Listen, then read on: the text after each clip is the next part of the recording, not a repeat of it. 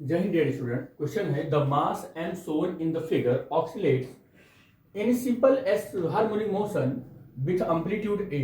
The amplitude of the point P is. देखो कह रहा है कि इस बॉडी पर आप फोर्स लगाओ और फोर्स लगाकर छोड़ दो तो ये बॉडी ऑक्सीलेट करने लगती है और सिंपल हार्मोनिक मोशन करती है और इस बॉडी का एम्पलीट्यूड ए है।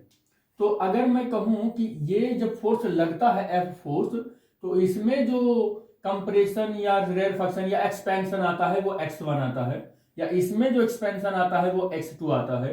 तो टोटल मैं कहूं x1 plus x2 is equal to A इस बॉडी का एम्पलीट्यूड हो जाएगा। इस बॉडी का जब आप एफ फोर्स लगाकर खींचेंगे तो ये स्प्रिंग का फोर्स कांस्टेंट K2 है तो x2 एक्सपेंड होगा, इसका K1 फोर्स कांस्टेंट है तो x1 एक्सपेंड होगा।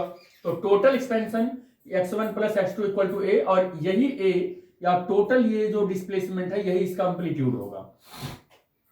पूछ रहा है कि the amplitude of the point P का क्या एम्पलीट्यूड होगा। तो x1 जितना एक्सपेंड होगा वही तो होगा P का एम्पलीट्यूड। तो हमें एग्जैक्टली ये क्या बोल रहा है कि यही x1 कैलकुलेट करो आप, क्योंकि P जितना एक्सपेंड होगा उतना कंप्रेस होगा, एक्सपेंड होगा कंप्रेस होगा, यही P है। P का क्या हो जाएगा एम्पलीट्यूड हो जाएगा। ठीक है बेटा। अरे भाई ये P, ये देखो स्प्रिंग ये है, ये मान लो इतने पर है ये P पॉइंट।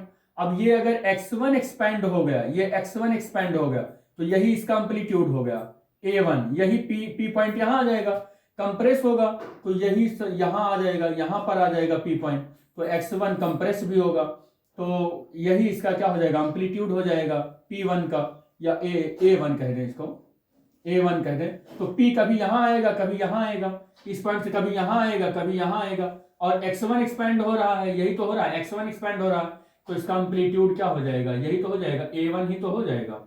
ठीक, आगे बात करते हैं।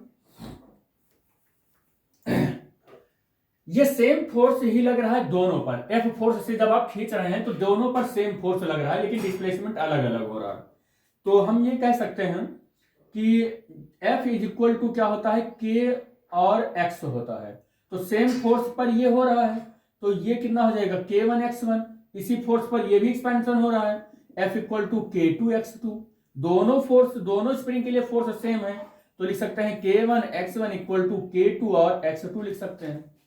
x2 की वैल्यू निकाल लो, यहां पर x2 की वैल्यू अगर आप निकालोगे तो कितना हो जाएगा K1 X1 अपान K2 हो जाएगा और यही x2 की वैल्यू यहां पुट कर दो तो x1 प्लस x2 की वैल्यू कितनी हो जाएगी K1 X1 और K2 is equal to A। यहां पर वैल्यू पुट कर दिया मैंने, x1 कॉमन कर लो तो 1 प्लस K1 अपान K2 और इक्वल टू A।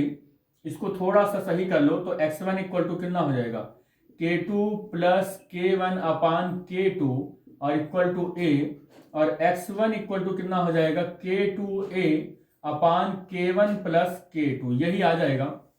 देखो कोई ऑप्शन मिला यहां पर K2A अपान K1 plus K2, x1 equal to option number D जो है इसका करेक्ट आंसर हो जाएगा।